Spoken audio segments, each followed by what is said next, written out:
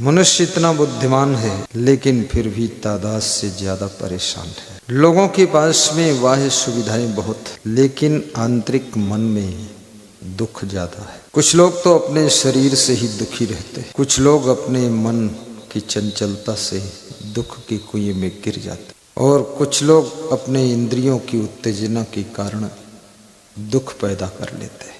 कुछ लोग स्वयं को संयम में नहीं बांध पाते हैं, काम, क्रोध, लोभ, मोह, अहंकार की लहरों में डूब जाते हैं। दुख बाहर से नहीं आता है, दुख का कारण तुम्हारे भीतर है, और भीतर के कारणों से ही तुम दुखी होते हो। तुम्हारे भीतर कभी कभी आलस्य, जिसके कारण तुम जीवन के लक्ष्य से चूक जाते हो, तो भी मन दुखी होता है। और आलस्य एक ऐसी चीज है, यदि आलस्य की आदत बन गई तो आलस्य छूटता भी नहीं। आलस्य के कारण रोज तुम असफल होते हो, दुखी होते हो, लेकिन आलस्य छोड़ नहीं पाते हो। जो भी जैसे भी आप सुबह से शाम तक जीवन की शैली को दोहराते हैं, वो धीरे धीरे आदत में परिणित हो जाती है, और आदत बनने के बाद छूटना बहुत कठिन होता है। जिनकी जोर जोर से बोलने की आदत हो गई, तुम्हारे पड़ोस बैठेंगे, खुसुर फुसुर बोले तो भी सुनाई दे सकता है, लेकिन फिर भी जोर जोर बोलेंगे। आदत बन गई, आदत छूट नहीं रही है। उनके परिवार के सदस्य उनकी आदतों से पीड़ित हैं, तंग हैं। कितना जोर जोर पापा क्यों चिल्लाते हो। मैं बचपन में किसी गांव में गया था, तो एक 60 साल का आदमी बहुत जोर जोर बोल रहा था अपने घर में। तो मैंने उसके बेटों से कहा, ये आपके पिताजी बहुत जोर जोर बोल रहे हैं, आप लोगों पे कोई असर नहीं पड़ रहा है, क्या कह रहे हैं? बोले, जब से जन्म लिया हूँ इनका जोर जोर बोलना ही सुना हूँ, तो ये बोलते रहते हैं और हम लोगों पर कोई असर नहीं पड़ता है, हम जहाँ के तहाँ खड़े रहे। तो मैंने कहा, जोर जोर बोलते हैं तो ये कुछ परेशान है क्या? बोले, ये परेशान हैं, परेशान थे, परेशान रहेंगे, परेशान में ही मर भी जाएंगे, क्योंकि इनकी आदत बन गई जोर जोर चिल्लाने की। तो उनके बच्चों ने कहा, ऊंट जब जोर जोर बलबलाता है तब उसकी पीठ पर खूब लादा जाता है। ये मेरा बाप ऊंट जैसा है, ये जब हल्ला मचाता है तो ये खूब लादता है, काम खूब करता है। जोर जोर बोलने से तुम्हारी कीमत कम हो जाती है। कहां पर किन शब्दों का प्रयोग करना है? विधानसभा हो, लोकसभा हो, सत्संग सभा हो, गृह सभा हो, लेकिन बोलना है कि नहीं बोलना है? कभी कभी अधिक बोलने के कारण भी तुम असफल होते हो, और कभी कभी ना बोलने के कारण भी तुम असफल हो जाते हो। कभी कभी अधिक बोलने के कारण बाद को तुमको पछतावा होता है कि अरे हम ज़्यादा बोल गए, सब रिश्ते बिगड़ गए, बात बनते बनते बात बिगड़ गई। और कभी कभी तुम चुप रहते हो, कुछ नहीं बोलते हो, तो पछतावा होता है, हम कुछ नहीं बोले, थोड़ा बोल देते तो काम बन जाता, हम चुप रहे, इसका पछतावा आपको होता है। इसलिए कहा गया है कि बोलना आसान है, लेकिन कहाँ, कब, क्या, कितना बोलना जरूरत है, ये समझना बहुत कठिन है। बोलते सब लोग हैं, लेकिन जितना बोलते हैं उतना ही लोग उनसे रूठ जाते हैं। इसलिए आपके पास में 3 चीजें हैं। एक तो मन है, दूसरे वाणी है, तीसरे शरीर है जिससे आप कर्म करते हैं। मन में जो सोचते हैं, फिर वाणी से बोलते हैं और फिर शरीर से कर्म संपादित करते हैं। कर्म करने में हर व्यक्ति स्वतंत्र है, परंतु कर्म करने के बाद तुम भूल जाओ कि मैंने कब, क्या, कितना, कहाँ कर्म किया था, फिर भी वो कर्म नहीं भूलेगा। तुमको समय पर कर्म स्वयं फल दे देगा। स्वयं कर्म करोत्यात्मा स्वयं तत्फल मश्नते स्वयं भ्रमन्ति संसारे स्वयं तस्माद् विमुच्यते। ये भी याद रखना कि कर्म केवल शरीर से कर्म करो उसका ही फल नहीं होता है। आप वाणी जो बोलते हो इसका भी फल होता है। मन में जो सोचते हो उसका भी फल है। आंखों से जो देखते हो उसका भी फल आता है। कानों से जो सुनते हो उसका भी फल आता है। ये सब चीजें हमारे भाग्य का निर्माण करती है। भाग्य की रचना आपके मन की सोच से भी सृजित होती है, और भाग्य का डिस्टर्ब होना, मन की सोच बिगड़ती है तो आपका भाग्य बिगड़ना भी शुरू हो जाता है। मन बहुत बड़ी चीज है। मन तो शुरुआत है, मन शुभारंभ है। मन ही तो श्री गणेश करता है। और मन को संभालना ये बहुत बड़ी चुनौती है, कसौटी है, कठिन है, जटिल है। राजस्थान में भक्त लोग गाते हैं कि मन मारो बांदरो रे घनी छलांगा मारे। विद्यार्थी का मन भी चंचल है, पढ़ने में मन लगता नहीं। मोबाइल में मन खूब लगता है, खेलने में मन खूब लगता है, फैशन करने में मन खूब लगता है, स्कूटी घुमाने में मन खूब लगता है। अब माँ बाप भी हार गए अपनी संतान से, तो सोचते हैं अरे तू जिंदा रहे, चाहे स्कूटी घुमा दे और चाहे बेकुटी घुमा दे, लेकिन ले जा घूम।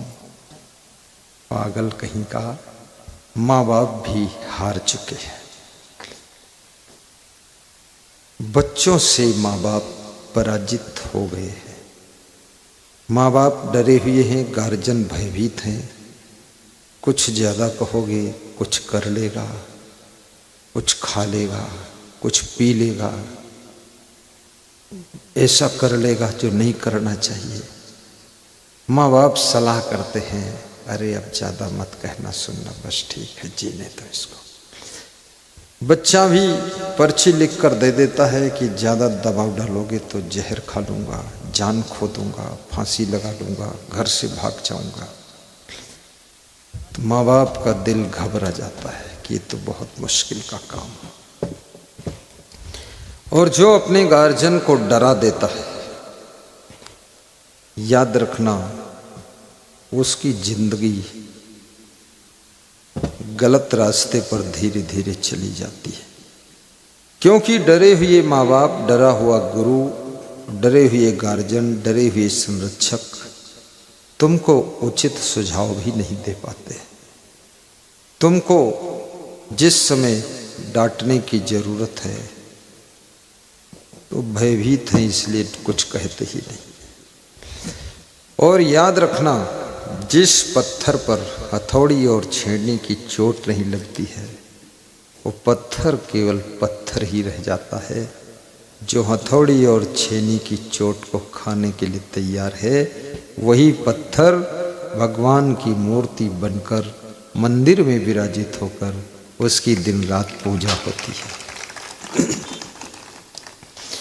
माँ बाप के अनुशासन, माँ बाप की कंट्रोल, उनकी डांट, उनकी फटकार, उनका मार्गदर्शन, उनका सुझाव, सजेशन, डायरेक्शन, अगर वह निर्भय होकर तुमको प्रदत्त करते हैं तो तुम एक दिन महान जरूर बनोगे।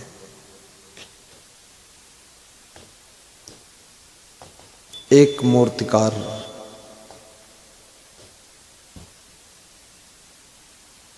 छोटे से जंगल से गुजर रहा था,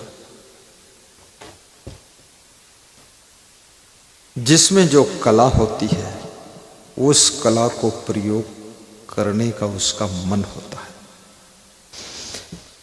जिसमें गाने की कला है, कहीं लोग गा रहे हों तो वो गाने वालों के साथ बैठ जाता है और वो भी एक दो भजन सुनाता है। व्यास गादी सज रही थी तो मैं पीछे से सुन रहा था कि गोवर्धन पटेल वो भी एक भजन लगा दिया उसने, उसमें गाने की कला है। ये गाडरवाड़ा तहसील साले चौका से गाने लगा। मैनेजमेंट करने की कला है, आगे सोचने की कला है। वो गोविंद कौरव, वो भी गाडरवाड़ा से, वो जब आते हैं आगे आगे कहीं बिछौना बिछाने लग जाते हैं, कहीं फूल संभालने लग जाते हैं। अपनी कलाओं का प्रयोग करने की तब इच्छा होती है जब मन में आलस्य नहीं होता है। कितने ही तुम कलाकार हो, गुणवान हो, योग्य हो, लेकिन आलस्य तुम्हारी किसी कला को प्रयोग नहीं होने देता है। आलस्य कोई साधारण तुम्हारा शत्रु नहीं है। कितने लोग तो बहुत होशियार है लेकिन आलस्य के कारण वो कुछ कर ही नहीं पाता है जीवन। बस पड़ा रहता है, सोता रहता है, लुढ़कता रहता है। माँ बाप भी सोचते हैं क्या काम कुछ करता नहीं है। कितनी स्त्रियां जो आलसी हो गई, बिल्कुल मिट्टी का ढेर हो गई। कहीं फर्श पर पड़ी रहती हैं, कहीं ओटला पर बैठी रहती हैं और कहीं छत पे जाकर लौटती रहती हैं। आलसी इतनी है कि चटाई भी बिछाना उनके लिए मुश्किल का काम है। तो ऐसे भी गंदी फंदी जगह में भी लौट जाती। उनकी बहू, उनकी बेटी, उनके बेटा, उनका पति देखता है। बेटी कहती माँ कुछ बिछा लेती, अरे सब ठीक है। बहू कहती है देखो हम ले आते हैं, गद्दा बिछा ले। बहू गद्दा ले आई, गद्दा साइड में पड़ा है, वो बिल्कुल माटी की ढेर लुढ़की पड़ी। ये आलस तुम्हें गंदगी में रहने के लिए भी तैयार कर देता है। इटारसी में मैं मालपानी परिवार में पधरोनी गया था, जहाँ श्री दौलत राम पहले सेवा करते थे। तो उन्होंने घर में ले जाकर कहा थोड़ा जलपान कर लो। तो मैंने उनका बेडरूम देखा तो ऐसे सुंदर साफ सुथरा बिछा हो, एकदम क्लीन, कहीं गंदगी नहीं। जिसके घर में खूब सफाई रहती है, खूब सफाई रहती है, लक्ष्मी वहां निवास करती है। जो लोग चाहते हैं मैं समृद्धशाली बनूं, उनको शुद्धि का ध्यान रखना चाहिए। रिद्धि, शुद्धि, बुद्धि, समृद्धि। शुद्धि जहां है और बुद्धि जहां है, वहीं रिद्धि, सिद्धि, समृद्धि आती है। शुद्धि और बुद्धि, और जहाँ शुद्धि होती है वहाँ बुद्धि बढ़ती है, और जहाँ शुद्धि घटती है तो बुद्धि भी घटती है। जितना अधिक तुम गंदगी में रहोगे, बुद्धि कम होती चली जाएगी। क्योंकि गंदी वायु, गंदी ऑक्सीजन, गंदा वातावरण आपके सांस में जब प्रदूषित हवा फेफड़ों में जाती है, फेफड़े उस हवा को फिल्टर तो करते हैं लेकिन पूर्ण फिल्टर नहीं कर पाते। फिर वो प्रदूषित वायु आपके ब्लड में चली जाती है और ब्लड में जा कर के फिर वही माइंड में पहुंच जाती है। आपकी बुद्धि को धीरे धीरे कम कर देती है। जो लोग धीरे धीरे सांस लेते हैं उनकी भी धीरे धीरे बुद्धि कम हो जाती है। कभी कभी सांस थोड़ा जोर से लीजिए, फुल ऑक्सीजन आपके ब्रेन में जाना चाहिए, ब्लड में जाना चाहिए। इसीलिए योगाचार्य कहते हैं कि प्राणायाम कीजिए, अनुलोम विलोम प्राणायाम कीजिए, भस्त्रिका प्राणायाम कीजिए। कितने प्राणायाम है। हमारे यहाँ योग सिखाने वाले वो संत बैठे योग सिखाते हैं। व्यस्त रहते हैं इस समय नहीं सिखाते हैं, लेकिन कोरोना में खूब योग सिखाया था। ये जो लाल दुपट्टा डाले प्राणायाम, तुम प्राणायाम यहां मत करना, क्योंकि आपकी नासिका साफ है कि कुछ माल भरा हुआ है तो सब यही निकल जाएगा कचरा। इसलिए यहां ट्रेनिंग मत लो। लेकिन घर में थोड़ा थोड़ा सुबह सुबह खाली पेट सांस जोर से खींचो, लेकिन निकालो धीरे से, थोड़ी देर रुको। यदि आपकी सांस 1 मिनट 55 सेकेंड 40 सेकेंड भी अंदर रुक सकती है तो आपको कोरोना नहीं मार सकता है। फिर आप समझो आपके बॉडी के अंदर इम्यूनिटी पावर, रोग प्रतिरोधक क्षमता परफेक्ट है। इसलिए कहा गया है कि दौड़ना संपूर्ण व्यायाम है, दौड़ना, और दूध संपूर्ण आहार है। चिकित्सा विज्ञान का कहना है कि जिस दिन भोजन न मिले, 1 गिलास दूध में 1 चम्मच देसी गाय का शुद्ध घी डालकर गरम गरम दूध में पी लो। आपको न तो कमजोरी लगेगी न थकान लगेगी, पूरी फुल एनर्जी मिलेगी। लेकिन याद रखना, 1 गिलास दूध और 1 चम्मच घी। कौन चम्मच?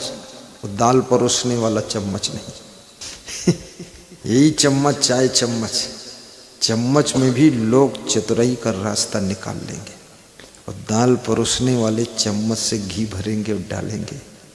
200 ग्राम घी खाएंगे, फिर शिकायत करेंगे गुरुजी बहुत तबीयत खराब हो। खराब तो होगी ही, 200 ग्राम खाओगे। थोड़ा सा देसी गायों की सेवा करिए और देसी गाय पालिए भी। गायों की दशा बहुत खराब है। सरकार भी ध्यान दे रही है, लेकिन जो गौ सेवक हैं लापरवाह ज्यादा है। इसलिए गायों की देख रेख कोई नहीं। अपनापन जब तक नहीं पैदा करोगे तब तक तुम कुछ कर भी न सको। ऐसे तो संसार सब सपना है, लेकिन संसार में ठीक से जीने के लिए तुमको ये मानना पड़ेगा कि संसार अपना है। मैंने देखा है धर्मशाला बनता है तो उसके न दरवाजे ठीक लगे हैं, न बाथरूम ठीक लगे हैं, न कुंडी ठीक है, न तो टोटी ठीक है, न वॉश बेसिन ठीक है। सब टेढ़ा मेढ़ा ढीला ढाला। कुंडी का सिटकनी इधर जा रही है, उसके ऊपर घुसने वाला उधर लगा हुआ है। उसमें वो जो कारीगर है ना, वो भी बहुत लापरवाही किया है। उसके अंदर भी समझता है अरे धर्मशाला है, कर दो इसको। और जो धर्मशाला की कमेटी है वो भी सब ढील ढाल। अपने घर के दरवाजे में लोग खड़े रहते हैं कि कारीगर साहब कुंडी सही लगा देना। जब तक अपनापन नहीं होगा तब तक कोई कार्य में क्वालिटी से परिणाम आ ही नहीं सकता है। हमारे पास में एक दिल्ली के संत हैं, पीछे बैठे हैं साहब, दिल्ली वाले साहब आई। एक दिन मेरे से चुपके से कह रहे थे कि सब अपना ही तो है, प्रेम वफादारी ईमानदारी से करना चाहिए। ये संत दिल्ली से। अपनापन आ गया तो काम करने में हल्कापन लगेगा। अपनापन आ गया तो हर कार्य में तुम्हें प्रसन्नता होगी, तुम पर वजन नहीं लगेगा, हर कार्य तुमको बड़ी खुशी दे देगा। इसलिए सबको पता है कि ये संसार में सब छोड़ के जाना है, लेकिन जाना है तब जाना है, अभी थोड़े जाना है। जब जाना तब छोड़ जाना। लेकिन अभी जब तक रहना है तो घर को भी ठीक संभालो, किचन को ठीक संभालो, थाली कटोरी को ठीक संभालो, व्यवस्था को ठीक संभालो, गाड़ी को भी ठीक संभालो। अपनापन। अयम निजा परोवेत गणना लव चेत सामुदार चरिता नाम तो वसुधैव कुटुंबकम। ये पूरा वसुधा के नर नारी हमारे कुटुंब के लोग हैं। कितना उदार चित्त वालों के लिए हिंदू धर्म बहुत विशाल हृदय रखता है। हिंदू धर्म में दया, करुणा, सेवा, प्रेम, स्नेह ये सब कूट कूट कर भरा हुआ है। ये तो धीरे धीरे दूसरे विधर्मियों ने हिंदुओं को भी कड़क बना दिया है कि जब उधर से ज़्यादा गड़बड़ होता है तो फिर हिंदू लोग भी जोश में आ ही जाते हैं, हो ही जाता है। एक हाथ ताली थोड़े बच सकते, अन्यथा हिंदू धर्म तो बड़ा करुणा से भरा हुआ धर्म है। तो मैं आपको बता रहा था, एक मूर्तिकार किसी छोटे से जंगल से पहाड़ी के रास्ते से गुजर रहा था। उसकी नजर एक चट्टान पर पड़ी। साईं राम बाबा एक चट्टान पर पड़ गई।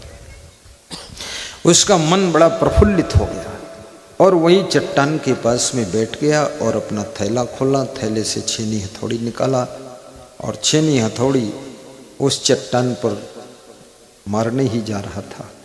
चट्टान से आवाज निकली, एक खबरदार मूर्तिकार, छेनी हथौड़ी मुझ पे मारना मत, तुम कौन होते मारने वाले। तो उसने छेनी हथौड़ी फिर थैले में रख ली और आगे बढ़ गया। आगे जब बढ़ा, 1 किलोमीटर चल करके एक दूसरी चट्टान मिली। फिर उसका मन ललचा गया और उसके मन में हुआ कि ये चट्टान बहुत सुंदर है, तो इस पे कुछ अपनी कला दिखाऊं। उस चट्टान के पास बैठ गया, छेनी हथौड़ी थैले से निकाला तो चट्टान से फिर आवाज आई, पत्थर की चट्टान से, कि अरे दयालु, बहुत वर्षों के बाद आए हो। चट्टान बने हुए हजारों वर्ष बीत गए, तुम्हारी छेनी हथौड़ी की चोट खाने के लिए इंतजार करते करते 10,000 साल हो। आओ, जितनी छेनी हथौड़ी मारना चाहो उतनी मारो और मेरे रूप को बदल डालो। मूर्तिकार भी हंसने लगा और खूब छेनी हथौड़ी चलाते चलाते चला दिया और धीरे धीरे भगवान की मूर्ति बन गई। हर पत्थर में भगवान की मूर्ति छिपी हुई है।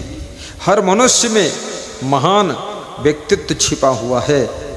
लेकिन जो फालतू पत्थर है, मूर्तिकार क्या करता है, फालतू पत्थर को छेनी हथौड़ी से काट काट कर, चोट मार कर अलग कर देता है। जो शेष बचता है वही भगवान की मूर्ति हो जाती है।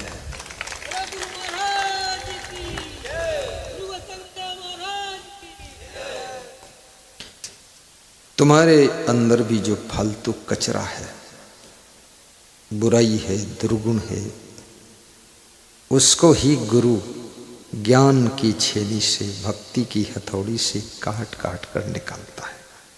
फिर शेष जो बचता है ना, तुम्हारा पूजनी, अर्चनी, वंदनी व्यक्तित्व बचता है। जो निंदनीय कचरा था वो निकल गया है। लेकिन ये कब संभव होगा, जब तुम ज्ञान की छेनी और भक्ति की हथौड़ी की चोट खाने के लिए तैयार हो जाओ। कितने लोग सत्संग सुनते ही नहीं और कितने लोग बहुत भ्रमित हो गया है। 2-4 लोग साधु भेष में बाबा बाबा बाबा कर करके, उनसे गलती हुई कि नहीं हुई कि राजनीतिकरण किया गया, बदनाम हो गए, तो लोग समझते हैं सब साधु ऐसा ही होता है, साधु वाधु से दूर। ये तुम्हारी भ्रांति है।